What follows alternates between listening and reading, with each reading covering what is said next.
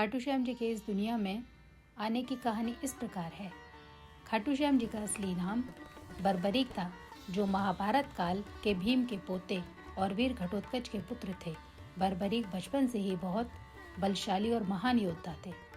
उन्होंने भगवान शिव की कठोर तपस्या करके 3 अमोघ बाण प्राप्त किए, जिनकी शक्ति से वे एक ही पल में किसी भी सेना को नष्ट कर सकते थे। महाभारत युद्ध के पहले बर्बरीक ने अपनी मां से वचन लिया था कि वे युद्ध में हमेशा उस पक्ष का साथ देंगे जो कमजोर हो और हार रहा हो। यह बात भगवान श्री कृष्ण को पता चली तो वे चिंतित हो गए, क्योंकि बर्बरीक जिस भी पक्ष का साथ देंगे वह पक्ष जीत जाएगा और युद्ध का संतुलन बिगड़ जाएगा। धर्म की रक्षा के लिए पांडवों की जीत जरूरी थी। भगवान कृष्ण ने ब्राह्मण के वेश में बर्बरीक से युद्ध में हिस्सा लेने से पहले उनकी परीक्षा ली, और जब बर्बरीक से पूछा गया कि वे किस ओर से लड़ेंगे तो उन्होंने कहा वे हमेशा कमजोर पक्ष का साथ देंगे।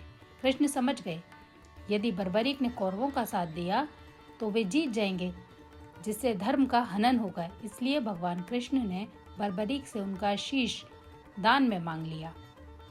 दानवीर बर्बरीक ने अपनी वीरता दिखाते हुए अपना शीश भगवान कृष्ण को दे दिया।